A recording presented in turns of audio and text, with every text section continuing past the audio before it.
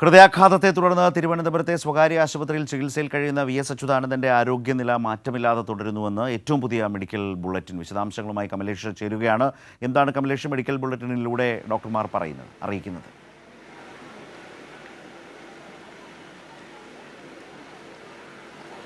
ശരത്, നിലവിൽ വി.എസ്. അച്യുതാനന്ദൻ്റെ ആരോഗ്യനില മാറ്റമില്ലാതെ തന്നെ തുടരുകയാണ് എന്നുള്ളതാണ് ഈ മെഡിക്കൽ ബുള്ളറ്റിനിൽ ഇപ്പോൾ പറയുന്നത്. ഈ ജീവൻ രക്ഷാ ഉപകരണങ്ങളുടെ സഹായത്തോടു കൂടി ശ്വാസോച്ഛ്വാസവും അതുപോലെ തന്നെ ഹൃദയമിടിപ്പും സാധാരണ നിലയിലേക്ക് കൊണ്ടുവരാൻ കഴിഞ്ഞിട്ടുണ്ട്.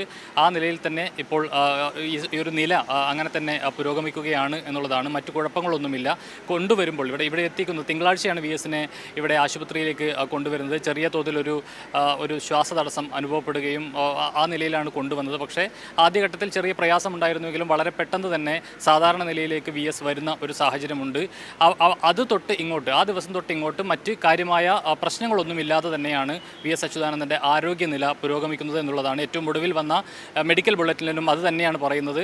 മറ്റ് ശ്വാസോച്ഛ്വാസം അതുപോലെ തന്നെ ഹൃദയമിടിപ്പെല്ലാം സാധാരണ നിലയിലേക്ക് ഈ ജീവൻ രക്ഷാ ഉപകരണങ്ങളുടെ സഹായത്തോടു കൂടി അത് ആ നിലയിൽ പുരോഗമിക്കുകയാണ്. മറ്റ് മാറ്റങ്ങളൊന്നും തന്നെ ഇല്ല എന്നുള്ളതാണ് മെഡിക്കൽ ബുള്ളറ്റിൻ പറയുന്നത്. അതോടൊപ്പം മുൻ മന്ത്രിയും CPM നേതാവായിട്ടുള്ള ജി സുധാകരൻ ഉൾപ്പെടെയുള്ള ആളുകൾ വി.എസ്. അച്യുതാനന്ദനെ ഇവിടെ വന്ന് കണ്ടിട്ടുണ്ട്. വി.എസിനെ കാണാൻ പറ്റിയില്ലെങ്കിലും മകൻ അരുൺകുമാറുമായി ഈ വിഷയങ്ങളെല്ലാം സംസാരിച്ചു. വി.എസ്. പോരാളിയാണ്, തിരിച്ചു വരിക തന്നെ ചെയ്യും എന്നതാണ് പ്രതീക്ഷ അടക്കമുള്ള കാര്യങ്ങളാണ് അവർ പങ്കുവെക്കുന്നത്. കമലേഷാണ് വിശദാംശങ്ങൾ ഇപ്പോൾ നൽകിയത്. ഇന്ന് 11:30 മെഡിക്കൽ ബുള്ളറ്റിൻ പുറത്തു വന്നിട്ടുള്ളത്. അതിൽ പറയുന്ന ഇങ്ങനെയാണ്: മുൻ മുഖ്യമന്ത്രി ശ്രീ വി.എസ്. അച്യുതാനന്ദൻ്റെ നില മാറ്റമില്ലാതെ തുടരുന്നു.